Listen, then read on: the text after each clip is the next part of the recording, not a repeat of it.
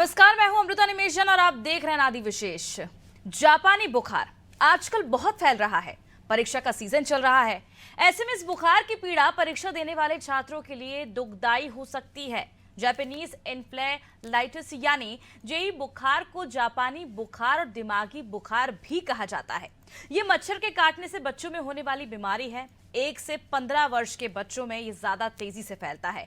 National vector borne control program की report के अनुसार जापानीज एन्सेफेलाइटिस का वायरस सुअर और जंगली पक्षियों में पाया जाता है। जब जेई वायरस वाले सुअर अथवा जंगली पक्षियों को क्यूलेक्स प्रजाति का मच्छर काटता है तो जेई के वायरस मच्छर के शरीर में पहुंच जाते हैं। यही मच्छर जब स्वस्थ व्यक्ति को काटता है तब व्यक्ति को जापानीज एन्सेफेलाइटिस का संक्रमण हो जाता है। यानी ये मच्छर से फैलने वाली खतरनाक बीमारी है और इसका इलाज टीकाकरण ही है। भारत सरकार ने टीकाकरण अभियान में अब जापानी बुखार भी जोड़ लिया है। आज इसी बीमारी से बचाव पर चर्चा करते हैं। पहले ये रिपोर्ट देखिए।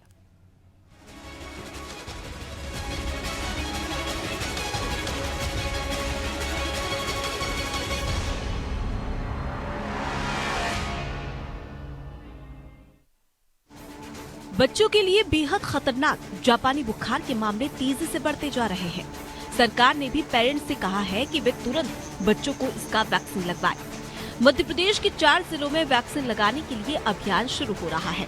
जापानी बुखार से बच्चों को बचाने के लिए 27 फरवरी 2024 से टीकाकरण सारणी में इसका टीका जुड़ जाएगा। इसे जेई यानी जापानी एन्सेफेलाइटिस भी कहा जाता है। अब इसका टीका लगाने के लिए अभियान चलाया जाएगा। अभियान के अंतर्गत ये टीका 1 से 15 साल के आयु वर्ग के बच्चों को लगाया जाएगा। ये अभियान मध्य प्रदेश के 4 जिलों इंदौर, भोपाल, सागर और नर्मदापुरम में शुरू किया जाएगा। इसके पूर्व विदिशा और रायसेन जिले में ये अभियान चलाया जा चुका है, जहां अब नियमित टीकाकरण में भी ये टीका दिया जाने लगा है। अभी तक जापानी बुखार के सर्वाधिक प्रकरण उत्तर प्रदेश से सामने आए हैं। मध्य प्रदेश में भी जापानी बुखार के प्रकरण रिपोर्ट किए जा चुके हैं। जैसा कि नाम से ही स्पष्ट है कि ये जापानी दिमागी बुखार है। इससे संक्रमित होने पर बच्चे को झटके आते हैं, बेहोशी होती है और अत्यंत गंभीर स्थिति में मृत्यु भी हो जाती है। इस वायरल बीमारी से बचने का सबसे सुरक्षित उपाय टीकाकरण है। इस वैक्सीन के लगाए जाने से बच्चों में मस्तिष्क बुखार फैलाने वाले वायरस से लड़ने के लिए रोग प्रतिरोधक क्षमता पैदा होगी। National vector borne control program की रिपोर्ट के अनुसार जापानीज एन्सेफेलाइटिस का वायरस सुअर या जंगली पक्षियों में पाया जाता है। जेई वायरस वाले सुअर अथवा जंगली पक्षी को जब क्यूलेक्स प्रजाति का मच्छर काटता है तो जेई के वायरस मच्छर के शरीर में पहुंच जाते हैं। यही मच्छर जब स्वस्थ व्यक्ति को काटता है तब व्यक्ति को जापानीज एन्सेफेलाइटिस का संक्रमण हो जाता है। इसलिए जहां मच्छरों से बचाव जरूरी है, वहीं बच्चों को टीका भी लगवाना आवश्यक है।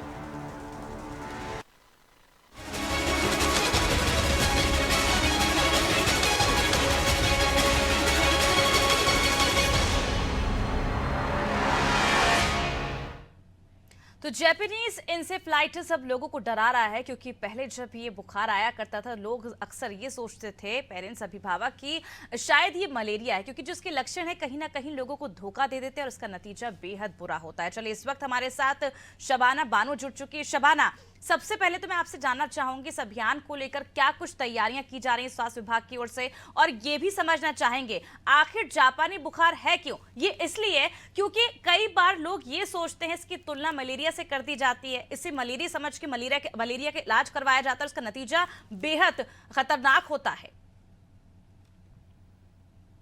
बिल्कुल, मैं आपको बताना चाहूंगी कि इस अभियान के तहत जो है मध्य प्रदेश में लगभग 1.5 लाख लोगों को जो है 1.5 लाख बच्चों को जो है इस टीका अभियान में शामिल किया जाएगा। देश भर में कम से कम मोदी सरकार ने 9 लाख जो है डोज सप्लाई करवाए हैं तमाम राज्यों में, और जिसके बाद जो है जापानी बुखार का असर जो है मच्छर काटने से होता है। लेकिन अगर स्वास्थ्य विभाग की बात करूं, खासकर राजधानी भोपाल में, तो स्वास्थ्य विभाग इसको लेकर अलर्ट है। 27 तारीख से अभियान चलाया जाएगा और कम से कम 1 साल साल से अधिक और 15 साल तक के बच्चों को जो है टीका लगाया जाएगा। एक ही डोज काफी रहेगा जो इसका असर दिखाने लगेगा। कहीं ना कहीं जो है सरकार, अगर केंद्र सरकार की बात करूं, जब से बताया जा रहा लगातार ये बच्चों में तेजी से फैल रहा है, तो उसको देखते हुए यहाँ पर अभियान चलाया जाएगा और 27 तारीख से पूरे देश भर में इस अभियान को चलाया जाएगा, जिसके बाद जो है मध्य प्रदेश में 1.5 लाख बच्चों को इस अभियान का जो है फायदा मिलेगा।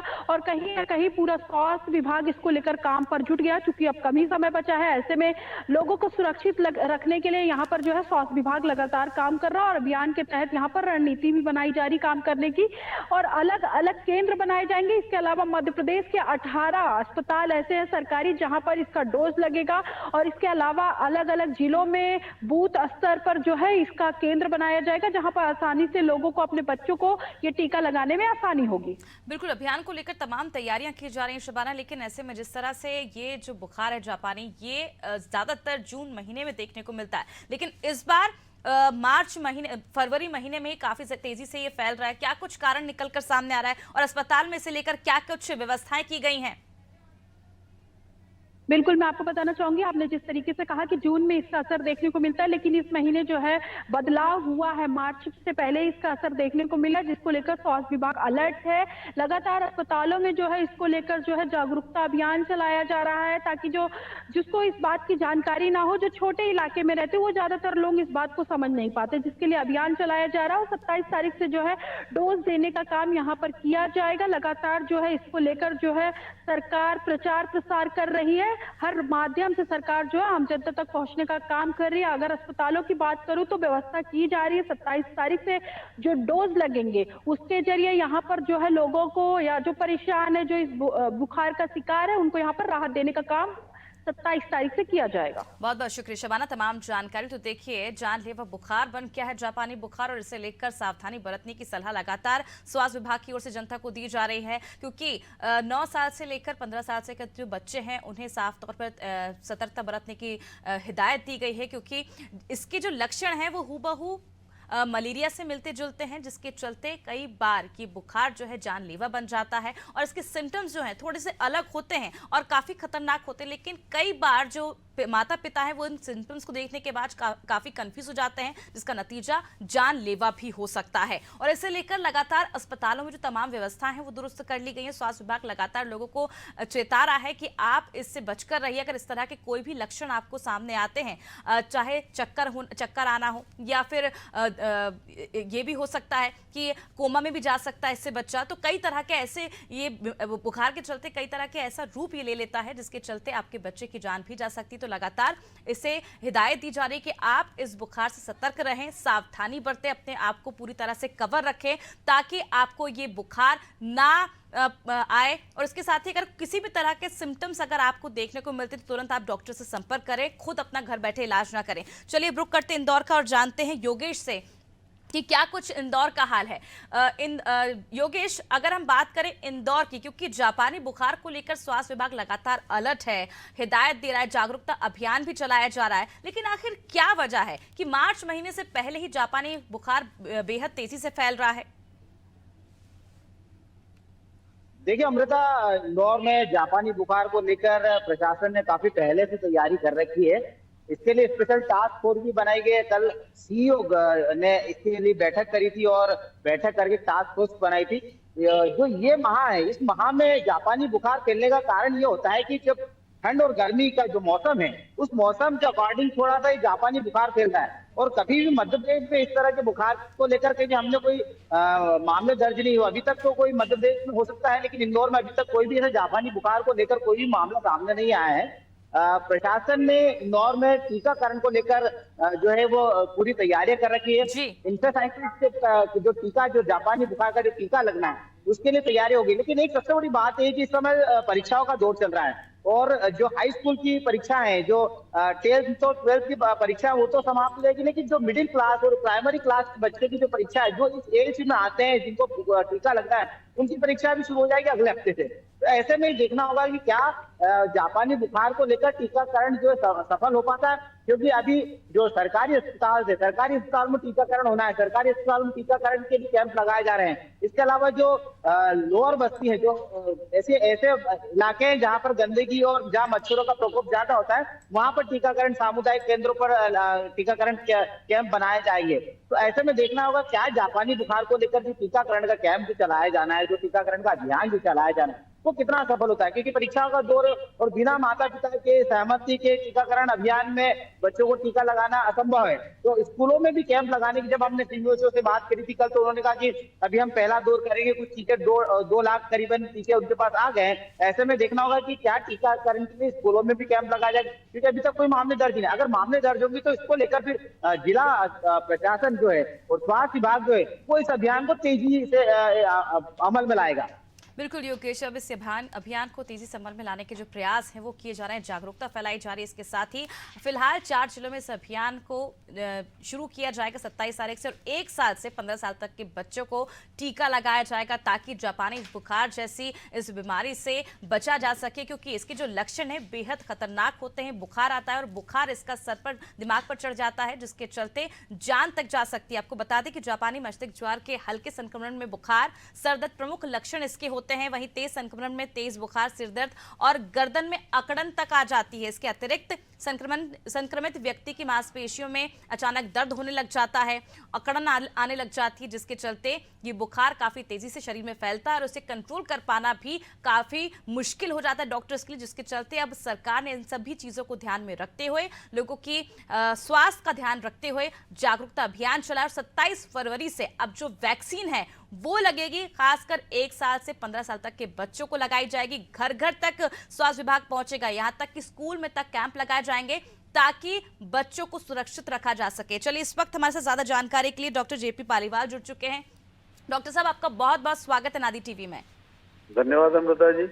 पालीवाल जी, सबसे पहले मैं आपसे ये समझना चाहूंगी, क्योंकि कई बार हम देखते हैं जब जापानी बुखार जिस तरह से फैलता जा रहा है, इसके लिए स्वास्थ्य विभाग अलर्ट भी है, बावजूद इसके जो परिवार वाले होते हैं, माता पिता होते हैं, कई बार लापरवाही बरत देते हैं, इसे मलेरिया समझने लग जाते हैं, डेंगू का इलाज कराने लग जाते हैं। ये कितना जानलेवा हो सकता है? कैसे पहचाने कि जापानी बुखार है? देखिए अमृता जी, आपने जो प्रश्न रखा है इसमें मैं इतना बता दूं कि लापरवाही बहुत लाइलाज समस्या है जो हमारे समाज में निश्चित तौर पर बड़े स्तर पर लोगों में इलाज को लेकर और चिकित्सा और स्वास्थ्य को लेकर देखी जाती है।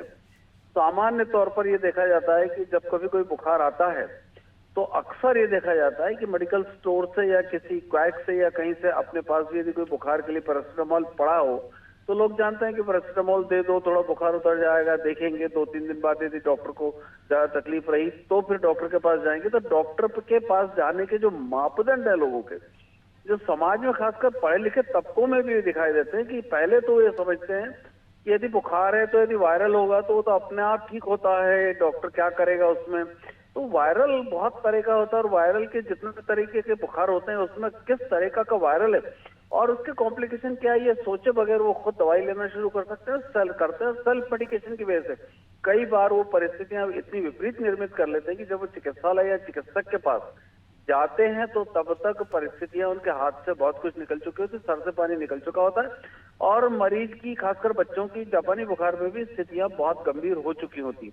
जापानी बुखार सामान्य तौर पर प्री स्कूल गोइंग बच्चों में, जो स्कूल जाने वाले बच्चे हैं उनमें, और सामान्य तौर पर 15 से 17 साल तक के बच्चों में पाया जाता है। 1 साल से छोटे बच्चों में जापानी बुखार का असर बहुत कम पाया जाता है, क्योंकि इसके बारे में ऐसा कहा जाता है कि जब तक बच्चा स्तनपान करता है माँ के दूध से निकलने वाला जो प्रोटेक्टिव केमिकल्स होते हैं, जो पदार्थ होते हैं, वो कहीं न कहीं जापानी बुखार से छोटे बच्चों की रक्षा करते हैं। इसलिए सामान्य तौर पर 1 साल से छोटे बच्चों में जापानी बुखार नहीं होता, लेकिन 16-17 के बाद भी इसकी जो संख्या है या इसका जो परसेंटेज है, जो इफेक्ट है वो कम हो जाता है। इसलिए कहा जा सकता है कि 1 साल से लेकर 15 साल तक के बच्चों का इस बुखार के लिए इम्यूनाइजेशन करना और इनका प्रोटेक्शन करना और इनकी बचत करना, इनके रखरखाव करना और इनको इस बुखार से बचाना बहुत महत्वपूर्ण है। मध्य प्रदेश में अभी जापानी बुखार की आवक नहीं है, लेकिन फिर भी जिस तरह सरकार सुरक्षा के मापदंड अपना रही है और जैसे अग्रिम सुरक्षा के सारे हथियार और वैक्सीनेशन कर रही है, निश्चित तौर पर ये प्रशंसनीय पहल सरकार की है। बिल्कुल डॉक्टर साहब, जिस तरह से कहते हैं ना, prevention is always better than cure, इसलिए सरकार जो है अपने हर प्रयास पहले से ही मध्य प्रदेश में कर रही है ताकि ये जो बीमारी है वो ना फैले मध्य प्रदेश में और सभी सुरक्षित रहें। डॉक्टर साहब, इससे पहले सवाल ये भी है, क्योंकि जिस तरह से हम देखते हैं खासकर ग्रामीण इलाकों में जब बुखार नहीं उतरता है तो ग्रामीण जो होते हैं काफ़ी घबरा जाते हैं, अस्पतालों के चक्कर काटते हैं, कई बार बुखार के समय इंजेक्शन भी लगवा देते हैं। क्या ये करना सही है या बुखार उतरने के बाद ही इंजेक्शन लगवाना चाहिए? देखिए, बुखार के समय यदि कोई सुरक्षित तरीके का ऐसा कोई इंजेक्शन है जिसका खुद का काम बुखार उतारना है तो लगाया जा सकता है। सामान्य तौर पर पैरासिटामोल के ही इंजेक्शन दिए जाते हैं। तो यदि बुखार तेज है तो कई बार आईवी भी दिए जाते हैं, कई बार इंट्रामस्कुलर भी दिए जाते हैं। यदि बुखार उतारने का इंजेक्शन है और सुरक्षा के अंतर्गत यदि मान लो किसी प्रकार का स्टेरॉइड, डेक्सोना या कुछ ऐसे सुरक्षित ड्रग्स दिए जाने होते हैं तो दिए जा सकते हैं। ये लोगों में भ्रांति है कि बुखार के समय इंजेक्शन नहीं दिया जाना चाहिए। हाँ, मैं मानता हूं कि कुछ ऐसे इंजेक्शन होते हैं जिनको टेस्ट किए बगैर नहीं दिए जाना चाहिए, वही इंजेक्शन बुखार के समय और ज्यादा सावधानी के तौर पर दिया जाना चाहिए, क्योंकि उस वक्त कई बार तापक्रम ज्यादा होने के साथ साथ ब्लड प्रेशर कम होता है, नाड़ी की रफ्तार बहुत तेज होती है और कई बार असामान्य तरीके से पसीना या शरीर की अन्य गतिविधियां भी असामान्य होती है। तो ऐसे में असामान्य शरीर की परिस्थिति को बिगाड़ने में यदि हम सावधानी पर्याप्त नहीं रखें तो कई बार परिस्थितियां विपरीत हो जाती है। सिर्फ उन्हीं इंजेक्शन को बुखार के समय नहीं दिया जाना चाहिए जिनका टेस्ट करना जरूरी होता है। साथ ही कई बार यदि मान लो एक समय में किसी पेशेंट को 3 या 4 तरह के इंजेक्शन चल रहे हैं तो ऐसे इंजेक्शन को थोड़े थोड़े अंतराल से दिया जाना चाहिए। लगे लगाए एक के बाद दूसरे के बाद तीसरा इंजेक्शन नहीं दिया जाना चाहिए। इसमें निश्चित तौर पर नर्सिंग की शैक्षणिक योग्यता और चिकित्सक की सतर्कता और चिकित्सालय की दक्षता, इन सब चीजों की ये उसी के मापदंड के अंतर्गत ये सब चीजें आती है। बिल्कुल डॉक्टर पालीवाल, एक जानकारी आपसे ये भी लेना चाहेंगे, क्योंकि कोविड के बाद हमने देखा था जिस तरह से वैक्सीनेशन लगाए गए थे बड़ी तादाद में, उसके बाद कई तरह के ऐसे भ्रामक मैसेजेस जो हैं सोशल मीडिया में चलते हैं कि वैक्सीनेशन की वजह से हार्ट अटैक की बीमारियां काफ़ी ज़्यादा बढ़ गई, हार्ट अटैक के जो मामले हैं वो तेज़ी से बढ़ गए हैं। ऐसे में आप जनता को, व्यूअर्स को हमारे क्या संदेश देना चाहेंगे इस वैक्सीनेशन को लेकर, किस तरह से जागरूक करना चाहेंगे? अमृता जी, मैं अनादि के माध्यम से यही कहना चाहूंगा कि भय, भ्रम और भ्रांति, ये तीनों से लोगों को दूर रहना चाहिए।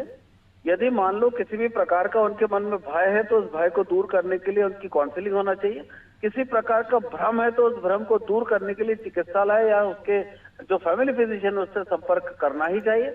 और किसी भी प्रकार की भ्रांति यदि पाले बैठे हैं तो उस भ्रांति का भी कहीं न कहीं निराकरण होना चाहिए, जिसमें कहीं न कहीं जागरूकता अभियान भी बहुत महत्वपूर्ण होते हैं। और शासन के इस तरह के जो जागरूकता अभियान होते हैं उनको ध्यान देना चाहिए। कई बार रेडियो पर शासन विज्ञापन देता है, उन्हें सुनना चाहिए, उनको समझना चाहिए। कई बार टीवी पर विज्ञापन सरकार देती है, लोगों के जनहित में विज्ञापन आते हैं, उनको समझना चाहिए। और कई बार आप जैसी जो महत्वपूर्ण चैनल से, जो जिम्मेदार समाज के प्रति दायित्व निर्वहन करने वाले अनादि जैसी जो चैनल है, इनके भी इस तरह के प्रोग्राम्स पर बहुत गौर से ध्यान देकर सुनना चाहिए और समझना चाहिए और इनका अनुपालन करना चाहिए। तो भय, भ्रम और भ्रांति, यदि 3 चीजें समाज दूर कर लेगा या परिवार दूर कर लेगा तो वो बहुत सारी परेशानियों से अपने आप को खुद बचा लेगा। बहुत बहुत शुक्रिया पालीवाल जी, हमसे जुड़ने के लिए, हमारे व्यूअर्स को जागरूक करने के लिए। देखिए, किसी भी तरह की जो सोशल मीडिया में भ्रामक जानकारी आप तक पहुंचती है उस पर ध्यान ना दें। डॉक्टर्स ने जिस तरह से आपको जानकारी दी है, जागरूक किया है टीकाकरण को लेकर, आप अपने बच्चों को ले जाएं, वैक्सीनेशन कराएं और अपने आप को सुरक्षित रखें। चलिए, इस वक्त हमारे साथ संवाददाता विदिशा से जुड़ चुके हैं धर्मेंद्र परिहार। धर्मेंद्र, विदिशा की अगर हम बात करें तो अभियान को लेकर क्या कुछ तैयारियां की जा रही हैं? जी धर्मेंद्र। चलिए, फिलहाल हमारा संपर्क नहीं हो पा रहा है संवाददाता से, लेकिन आपको बता दें कि जापानी बुखार काफी जानलेवा है और इसके लिए तमाम तरह के जो प्रयास है वो सरकार की ओर से पहले ही किए जा रहे हैं। मध्य प्रदेश की अगर हम बात करें तो मध्य प्रदेश में 27 फरवरी से इसका वैक्सीनेशन शुरू हो जाएगा और 1 साल से 15 साल तक के बच्चों के लिए ये टीका लगाया जाएगा। हालांकि 1 साल से कम उम्र के बच्चों के लिए अभी टीका नहीं लगेगा, लेकिन 1 साल से 15 साल के बच्चों को आप ले जाएं और अपनी जिम्मेदारी पूरी करें, अपने बच्चों को सुरक्षित रखें। चलिए, इस वक्त एक बार फिर हमारे साथ विदिशा संवाददाता जुड़ चुके हैं। धर्मेंद्र, क्या कुछ जानकारी मिल पा रही इस अभियान को लेकर, किस तरह से लोगों को जागरूक किया जा रहा है? जी बिल्कुल अमृता, मैं बता देता हूँ आपको। जो जापानी बुखार या इसे मस्तिष्क ज्वर भी कहा जाता है, ये जापानीज एंसेफेलाइटिस का एक वायरस है जिसके संक्रमण से ये बीमारी फैलती है। यह बीमारी जो है 1 से 15 साल के बच्चों में अधिक पाई जाती है और इसका खतरा उम्र के बच्चों को ज्यादा रहता है। इसके लिए सरकार के द्वारा एक अभियान चलाया जा रहा है। 27 फरवरी को इस अभियान को एक वैक्सीनेशन के द्वारा पूरे देश के अंदर वैक्सीनेशन किया जाएगा। 1 से 15 साल के बच्चों को ये टीका लगाया जाएगा, जिससे कि ये जापानी जो वायरस है इससे बचा जा सके। और इसकी तैयारी को लेकर शासन के द्वारा, स्वास्थ्य विभाग के द्वारा पूरी तैयारी कर ली गई है। 27 फरवरी को एक ही डोज, सिंगल डोज के माध्यम से एक टीका लगाया जाएगा, जो इस प्रकार की बीमारी से 1 से 15 साल के बच्चों को सुरक्षित कर पाएगा। अमृता, बिल्कुल, जिस तरह से हमने धर्मेंद्र देखा था पिछले दिनों में जब कोविड फैला था तो उसे लेकर काफी जागरूकता फैलाई गई थी। बार बार प्रशासन की ओर से अल्टीमेटम दिया गया था कि आप मास्क लगा के रखें, सोशल डिस्टेंसिंग का पालन करें। ऐसे में अगर हम देखें तो कोविड के बाद से लोग काफी ज्यादा जागरूक हो गए हैं, खासकर वायरल फीवर को लेकर, कोविड को लेकर, तमाम जो बीमारियां, बुखार हुआ करते थे सीजनल, उसे लेकर भी काफी जागरूकता हो गई है। क्या जो रिएक्शन है वो लोगों का देखने को मिल रहा है इस अभियान को लेकर? जी बिल्कुल अमृता, मैं बता दूं आपको, कोविड के बाद से लोगों के मन में किसी भी प्रकार की कोई भी बीमारी आती है या कोई वायरल फीवर होता है तो मन में एक बहुत ही संदेह टाइप का हो गया, मन में एक डर बैठ गया है कि कोई भी बीमारी अब हल्के में नहीं ले सकता आदमी। तो उसको लेके हर व्यक्ति को जागरूक करना स्वास्थ्य विभाग की एक बहुत बड़ी जवाबदारी है।